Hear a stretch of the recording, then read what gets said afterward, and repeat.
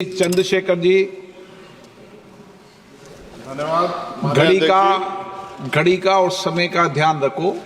6:30 बजे मंत्री जी मैं आपके एक से एक शब्द की वैल्यू समझता, आप कहो मैं बैठ जाऊंगा सर। नहीं बोलिए, आपको बोलने के लिए देश की जनता ने धन्यवाद अध्यक्ष। हम आपदा प्रबंधन संशोधन विधेयक पर विचार कर रहे हैं सर, जिसमें मूल अधिनियम की 79 धाराओं में से 51 धाराओं में संशोधन का प्रस्ताव है। हालांकि ये संशोधन आवश्यक हो सकते हैं, परंतु यह तरीके कुछ जटिल हो सकते हैं, खासकर नए सदस्यगण मेरे जैसे के लिए, जिन्हें मूल अधिनियम और संशोधन विधेयक दोनों का अध्ययन करना पड़ता है। इस विधेयक की समझ में कठिनाई हो सकती है और विधायी प्रक्रिया में जटिलता आ सकती है। इस संदर्भ में मेरा सुझाव है कि यदि संशोधन विधेयक के माध्यम से हम मूल अधिनियम को ही प्रतिस्थापित करके एक नया विधेयक प्रस्तुत करें, तो यह न केवल विधेयक को अधिक स्पष्ट और समझने में आसान बनाएगा, बल्कि लेजिस्लेटिव ड्राफ्टिंग प्रक्रिया को भी सरल कर देगा। वर्तमान में संविधान की 7वीं अनुसूची में इसकी स्पष्ट एंट्री का उल्लेख नहीं किया गया है। मंत्री जी कृपया यह बताने का कष्ट करें कि वर्तमान विधेयक संविधान की 7वीं अनुसूची के किस एंट्री में कवर है। यह प्रश्न इसलिए महत्वपूर्ण है क्योंकि यदि हम इसे संविधान की 7वीं अनुसूची में स्पष्ट रूप से दर्ज करते तो यह विधेयक लाने का आधार और संसद की विधायी शक्ति को स्पष्ट रूप से मान्यता मिलती।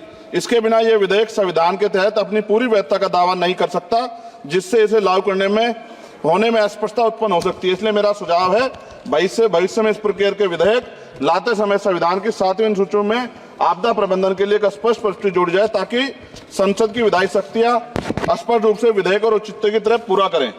मेरा प्रश्न केंद्र सरकार द्वारा राज्य को आपदा के समय धनराशि और अन्य सहायता प्रदान करने की तरीके से संबंधित है। हम सभी जानते हैं कि जब भी कोई आपदा आती है, केंद्र सरकार विभिन्न राज्यों को राहत देने के लिए धनराशि और सामग्री भेजती है। हालांकि यह देखा गया है कभी कभी सरकारें अपनी पार्टी शासित राज्यों में को प्राथमिकता दी, जबकि विपक्षी दल द्वारा शासित राज्यों को धनराशि कम, विलंब और भेदभाव पूर्ण तरीके से दी जाती है। इस भेदभाव का राजनीतिक विवाद और आरोप प्रत्यारोप उत्पन्न होते हैं। विशेषकर जब आपदा की स्थिति गंभीर होती है तो यह भेदभाव और देरी राज्यों के लिए अधिक संकटपूर्ण हो सकता है। इसलिए मेरा सुझाव है इस विधेयक में एक स्पष्ट प्रावधान होना चाहिए, जिसमें यह सुनिश्चित किया जाए कि सभी राज्यों को आपदा के सहायता समान रूप से समान मानकों के आधार पर दी जाएगी। यदि प्रारंभिक सहायता प्रदान की जाती है तो यह सभी राज्यों के लिए समान और किसी भी राज्य में भेदभाव का शिकार उसको ना होना पड़े। साथ साथ विधेयक में यह प्रावधान है कि आपदा डाटाबेस के साथ अगर आर्टिफिशियल इंटेलिजेंस, रिमोट सेंसिंग और डाटा एनालिटिक्स जैसी टेक्नोलॉजी का इस्तेमाल कर डाटाबेस की उपलब्धता बढ़ा सकते हैं। इस प्रावधान भी विधेयक के हों। एनडीएमए में जो आपने स्पेशली स्टाफ रखेंगे, क्या नियुक्ति में SC, ST और OBC को आरक्षण का प्रावधान दिया जाएगा? क्या ये बल सिर्फ मैन पावर होंगे या आवश्यक राहत सामग्रियों उपकरणों से भी लैस होंगे? इन बलों को वित्तीय संसाधन भी देने होंगे जिससे प्रभावी ढंग से कार्य कर सकें।